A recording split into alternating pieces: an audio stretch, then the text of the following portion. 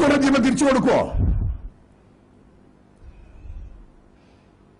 ഷുക്കൂറിനെ കൊന്നത് കണ്ണപുരത്തെ പോലീസുമായി നടത്തിയ ഒരു ഗൂഢാലോചനയുടെ ഫല. കണ്ണപുരത്തെ പോലീസ് സ്റ്റേഷനിൽ 2 മണിക്കൂർ നേരം വിളിച്ചിട്ട് പോലും 2 കിലോമീറ്റർ അപ്പുറത്ത് നിന്ന് ഒരു 5 പോലീസുകാർ അവിടെ പോയിരുന്നെങ്കിൽ ആ പയ്യൻ രക്ഷപ്പെടുമായിരുന്നില്ലേ? ഫോൺ ആദ്യം എടുത്തു, ആളെ അയക്കാന്ന് പറഞ്ഞു, പിന്നെ ആ ഫോൺ എടുത്ത് പുറത്തു വെച്ചു.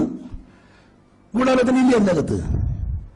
ഈ സംഭവം നടന്നതിന് ശേഷം പോലീസ് എത്താൻ പാടുള്ളൂ എന്ന് നേരത്തെ CPM-ഉം കണ്ണപുരത്തെ പോലീസും തമ്മിൽ ഉണ്ടാക്കിയ ഒരു ഗൂഢാലോചനയുടെ ഫലമാണ് ആ പയ്യന്റെ കൊലപാതകം. അവിടെ പ്രതികരിക്കാൻ സാധിക്കുന്ന തന്റേടുള്ള പോലീസിന്റെ ധാർമ്മിക ബോധമുള്ള 2 പോലീസുകാരൻ കണ്ണപുരം പോലീസ് സ്റ്റേഷൻ ഉണ്ടായിരുന്നുവെങ്കിൽ ഷുക്കൂർ കൊല്ലപ്പെടില്ലായിരുന്നു. എന്നിട്ടും ഇത്രയും നിഷ്ഠൂരമായി ഗൂഢാലോചന നടത്തി നിഷ്ഠൂരമായി കൊലപ്പെടുത്തിയ ചെറുപ്പക്കാരന്റെ കൊലപാതകത്തിന്റെ ഉത്തരവാദിത്വം, ആ ഉത്തരവാദിത്വത്തിൽ നിന്ന് തടിയൂരാൻ കള്ളം പ്രചരിപ്പിക്കുന്ന ഒരു CPM ജില്ലാ സെക്രട്ടറി, CPM എന്ന് പറയുന്ന ജില്ലാ പ്രസ്ഥാനത്തിന് അപമാനമാണ്. ജനങ്ങളോട് ഉത്തരവാദിത്വമുള്ള നേതാവിന് പറയാൻ പറ്റാത്ത ജയരാജൻ ഇപ്പോൾ പറയണത്. എന്റെ ചോദ്യത്തിൽ ജയരാജന് ഉത്തരം പറയണം. ശാസ്ത്രീയമായ അന്വേഷണത്തിൽ ഷുക്കൂറല്ല ആ ഫോട്ടോയിൽ എന്ന് തെളിഞ്ഞാൽ ജയരാജൻ ഷുക്കൂറിന്റെ ജീവൻ തിരിച്ചു കൊടുക്കുവോ?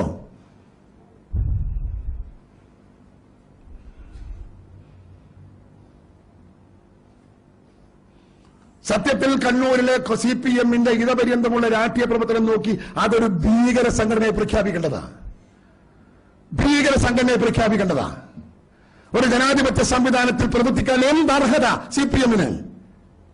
കള്ളവോട്ടും മസിൽ പവറും മണി പവറും ഉപയോഗിച്ചുകൊണ്ട് ഒരു ജില്ലയിലെ ജനങ്ങളെ വിറങ്ങലിപ്പിച്ചു നിർത്തി ജനാധിപത്യം ഹനിച്ച് ആളുകളെ കൊന്നൊടുക്കിയും ആളുകളെ വെട്ടിക്കൊന്നും ആളുകളെ അംഗബന്ധം വരുത്തിയും ആളുകളുടെ വീടും ഷോപ്പും സ്വർണവും കൊള്ളയടിച്ചും ആളുകളെ കൃഷി നശിപ്പിച്ചു നടക്കുന്ന ഒരു രാഷ്ട്രീയ സംഘടനയ്ക്ക് ജനാധിപത്യ സംവിധാനത്തിൽ പ്രവർത്തിക്കാൻ എന്ത് അവകാശമുണ്ട്? നിങ്ങൾ പറയണം.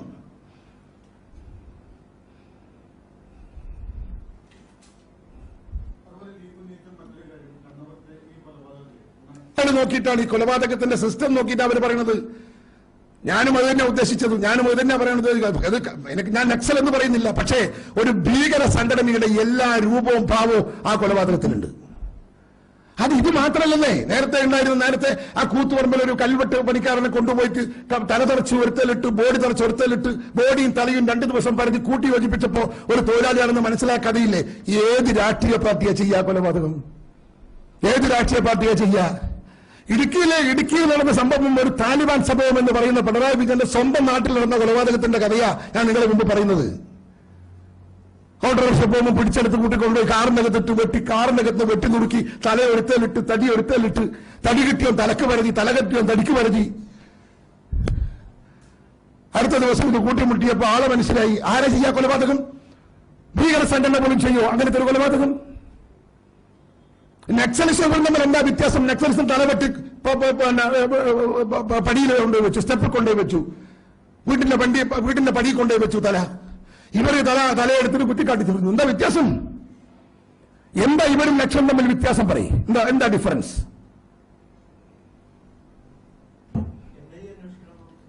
മുസ്ലിം ലീഗിന്റെ ആവശ്യമാണ്.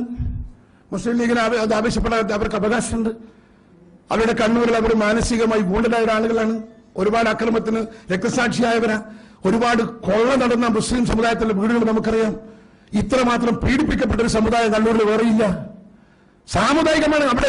നിങ്ങൾ അത് ഓർക്കേണ്ടത്. നിങ്ങൾ ഈ മുസ്ലിം ലീഗുമായിട്ടുള്ള ഫൈറ്റ് എന്ന് പറയുമ്പോൾ അവിടെ വർഗീയമാണ്. തലപ്പറമ്പിലൊക്കെ കൊള്ളയടിച്ച കൂട്ടത്തിൽ INL കട കൊള്ളയടിച്ചിട്ടില്ലേ?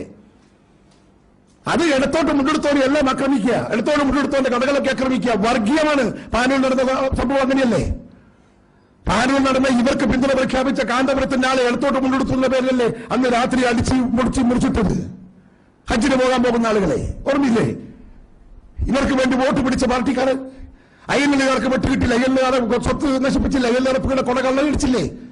അപ്പൊ ഇടത്തോട്ട് മുണ്ടെടുത്തവന്റെ ഒക്കെ വീടും കടയും അവന്റെ സ്വത്തും കൊള്ളയടിക്കുക എന്ന് പറയുന്ന ഒരു വർഗീയതയാണ് CPM കണ്ണൂർ ജില്ലയിലും കേരളത്തിലും നടപ്പിലാക്കൊണ്ടിരിക്കുന്നത്.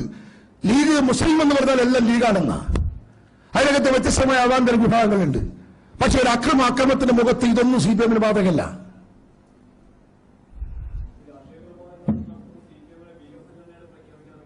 എന്ത് രാഷ്ട്രീയ കൊലപാതകം? ഇതിന് രാഷ്ട്രീയ കൊലപാതകം എന്നാണോ പേര്? അല്ല അത് ലീഗ് പങ്കാളിയായിരുന്നു എന്നത് ഒരു സംഭവമാണ്, ഒരു ഇൻസിഡന്റാ ഇത്. അതല്ല എന്റെ അനിയ, ഇത് കേരളത്തിലും കണ്ണൂർ ജില്ലയിലും കഴിഞ്ഞ 60 വർഷമായി ഞങ്ങളൊക്കെ ഫേസ് ചെയ്യുന്ന നിരന്തരമായ കൊലപാതകത്തിന്റെ പരമ്പരയാണ്. Can you compare it with Marad? Marad is a single issue. അതന്നെ ഞാൻ പറഞ്ഞ ആ സംഭവങ്ങളൊക്കെ സിംഗിൾ ഇഷ്യൂസ് ആണ് മനോഹരൻ. ഇതല്ല, ഇത് കഴിഞ്ഞ 65 വർഷമായി നമ്മൾ ഇവിടെ ഫേസ് ചെയ്യല്ലേ.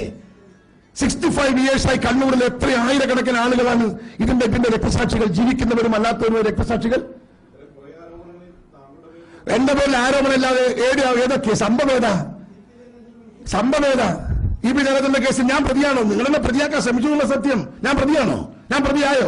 പ്രതിയായി എന്ന് ഈ ജയരാജൻ ആളുകൾ കള്ളപ്പത്രം നടത്തിയ ഞാൻ ആ കേസിലെ പ്രതിയാണെന്ന് ഒരു FIR ഇട്ട് തെളിയിച്ചാൽ ഞാൻ ജയരാജന്റെ വിട്ടുപണിക്ക് പോകാം.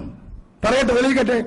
CPM ഓഫീസിലെ ബോയ് ആയിരിക്കാൻ ഞാൻ ജയരാജൻ വധശ്രമ കേസിൽ സുധാകരൻ പ്രതിയാണെന്ന് കോടതി റെക്കോർഡ് വെച്ച് തെളിയിക്കാൻ EP ജയരാജന് സാധിച്ചാൽ CPM ഓഫീസിലെ ഓഫീസ് ബോയ് ഞാൻ വർക്ക് ചെയ്യാം.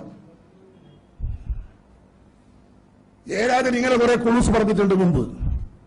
തൊണ്ടയിലുണ്ടെന്ന് പറഞ്ഞാണ് കുറെ കാലമായിട്ട്. ഇപ്പോൾ പറയുന്നില്ല, കാരണം ഞാൻ മെഡിക്കൽ ബോർഡിന് മുമ്പ് ഹാജരാകാൻ നിങ്ങൾ വീട്ടുപണിക്ക് നിൽക്കാന്ന് പറഞ്ഞതിന് ശേഷം ഇപ്പോ തൊണ്ടയിൽ ഉണ്ടയാണ്.